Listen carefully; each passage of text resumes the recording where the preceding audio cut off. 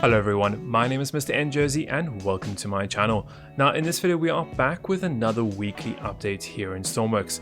In this video we're going to be covering the update as of today, which is 0.10.33. As always, we'll go over the new features and changes be made, and finally we'll test a few of them out here in the world of Stormworks. But before we get started, if you are enjoying these videos, hit that like and subscribe button, and don't forget to click the little bell icon to be notified of my upcoming content as soon as it gets posted. And while you're watching, let me know your thoughts in the comments below and what else you'd like to see in my future videos.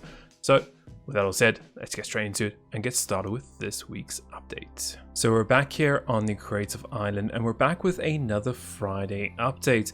Now this time it's nothing too big and we've got a brand new component that devs have gone and added in for us in this week's minor update.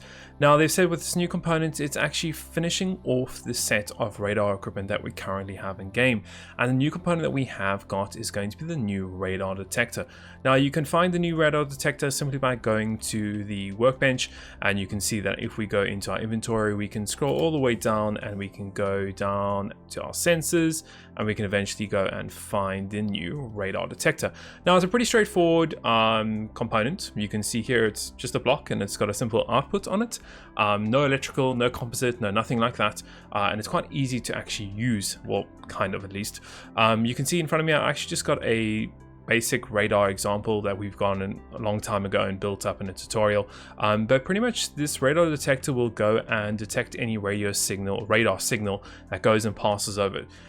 Do note it has to be in line of sight. Obviously radar can't go through buildings and so on and so forth, and other creations, and it can't go through mountains and so on and so forth, and it also has to be on a separate body. It does not work on the same body. So if you have a, like I do right here, I have a radar and also I have a detector on the same body, it will not work. It needs to be on a separate entity, a separate creation completely.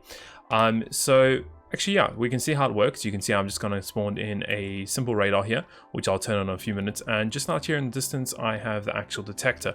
Now I've got the detector connected over to a light. So hopefully when we go and turn this radar on and it goes and shines on that and detects that, it will go and light up that. So let's go and turn it on.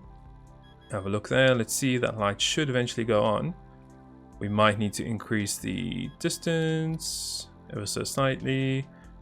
Still doesn't seem like it's picking it up. It might be because I've entered that in as a mission editor. That's possibly why it's not picking it up.